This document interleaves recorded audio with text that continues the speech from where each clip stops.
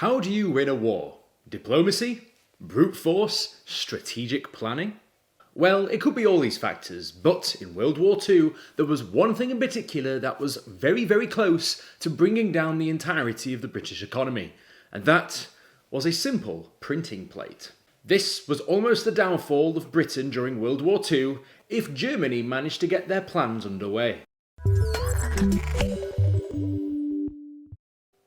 Hello! Welcome to Brain Spill, the laziest show on the internet. My name is Tank, and this is a piece of history that we didn't even know existed until the war was over, which is pretty fascinating. Also, in case you're wondering why I'm wearing a vest today, it's because it's about 6,000 degrees in here, so you're gonna have to bear with me. Bearing it all out. At the height of World War II, Germany had swept across Europe, with the only standing active combatant on the Allied side being Britain. In 1940, Germany undertook daily air raids across London and many other areas of tactical interest to try and cripple Britain. Their plan, if they could get Britain out of the fight, was that they could effectively then turn their attention to those pesky communists in the east.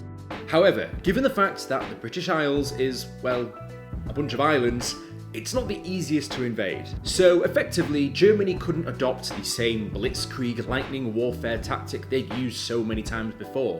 This required something a little bit different. And something that I find particularly interesting about history is when war's involved and when the push comes to shove, people can get pretty inventive with, well, just about anything if it's going to help them in a war. And despite the fact that we were right in the middle of World War II at the time, there were many, many technological advancements that came in those few years of the war.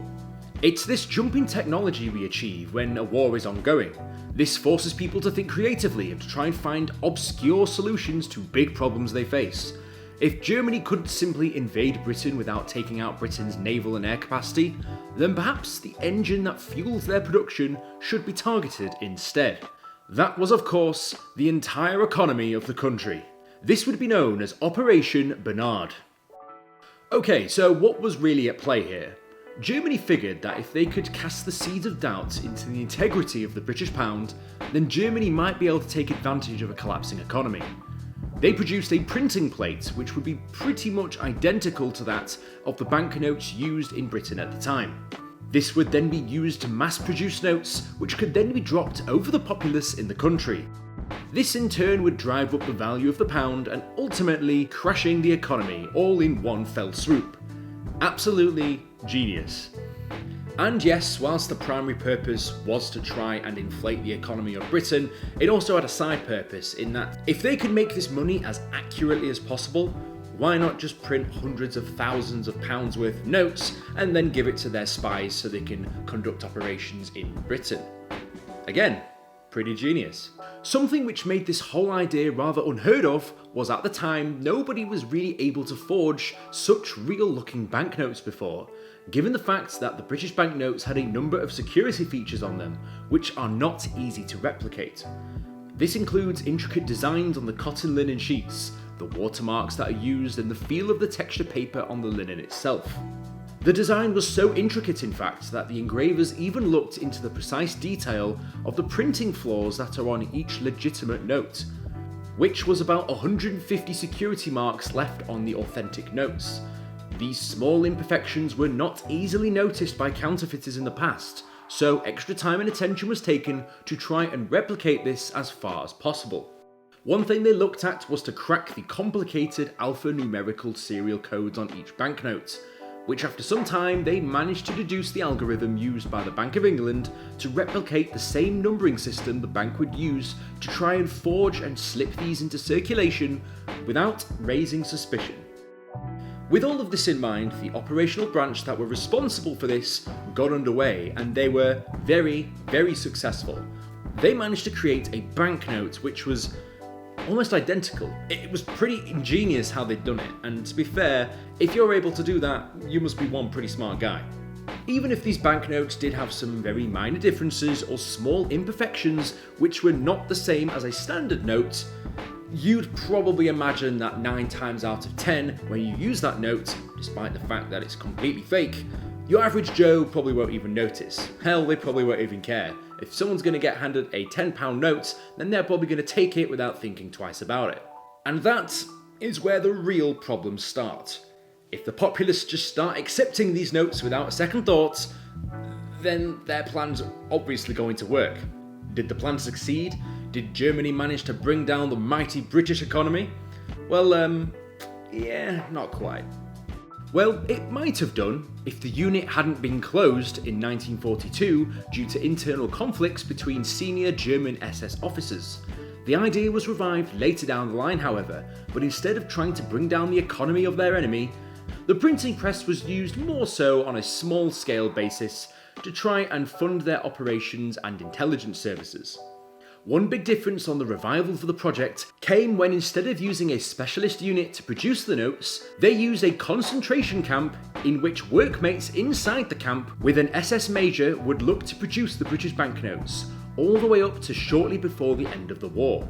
It was estimated that 132.6 million to 300 million pounds worth of notes were printed during the time in the war. Yes, the team was very successful, and £300 million is a heck of a lot of money. The team even managed to replicate some other notes for some other countries, such as managing to get a US dollar replicant, which was pretty similar as well. So yes, whilst this whole operation didn't bring down the entire economy like they originally wanted to, it did have its impact, mainly because of the fact that enough of these notes did enter circulation for the Bank of England to actually realise what was happening. So they basically had to reissue entirely new currency at the end of the war to make sure that the old currency wasn't still circulating around, and basically they could try and stabilise everything from all these dodgy banknotes entering the country. I mean, if I was someone walking the street and a German plane flew over and dropped hundreds of thousands of pounds worth of notes, I wouldn't bat an eyelid. I'd be straight in there. I mean, I don't know about you guys, but yeah. Who's ever heard of inflation, am I right? And like I said, this might have worked, but the unfortunate thing is, for the Germans at least, the war was coming to a close. They knew that the end was nigh, and the whole operation was eventually rounded up and disbanded. The Germans folded operations, and they informed the prisoners who were actually working on the project to destroy the printing plates. So instead of destroying the printing plates, they simply went and dumped them in a lake. Yep, they just thought, you know what, I'm not destroying this. Blop, into the lake it went. And, well, there it laid for some time. Yep, that's right. The printing plates that weren't burnt by the prisoners were loaded into trucks, and the printing plate equipment was sunk in the Toplitz and Grundlitz lakes in Austria. Because why not? I mean, yeah, sure, no one's gonna go out of their way to look at the bottom of a random lake in Austria to find printing plates which effectively could have turned the tide of the entire war. I mean, who the hell would look for that, right? The lake itself was subject to several large-scale searches for dumped materials and items of interest, and in 1958, an expedition found the cases of money and a book that detailed the Bank of England's numbering system. This, understandably, was pretty concerning, as they could now see how exactly the Germans were able to create such a near-perfect copy of their own currency. Many of the printing plates have since been lost, and whilst a few have been recovered, there is one currently on display in the Spy Museum in Washington, DC. And it certainly looks, well, yeah, this thing's a little bit worse for wear, but it kind of gives you a good idea as to what this thing did look like. I mean, this thing had been thrown in a lake for 3 or 4 years, so I can't imagine it's probably in the best condition. So yeah, that's the story of that one time that Germany tried to break the British economy, and almost got away with it. If you liked the video, be sure to like and subscribe. If you want to be notified as soon as I upload my next video, be sure to hit the bell button. And if you've got any ideas for what topics you'd like me to discuss next, let me know down in the comments below. As always, sources used in the video will be in the description. So yeah, that's pretty cool. I don't know what else to say at the end of the video because I've done it again and realised that I forgot to write an ending on the script, so there's currently nothing on my piece of paper to read off.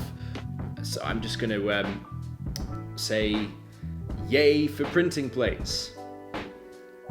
I'll see you guys in the next video. Fantastic.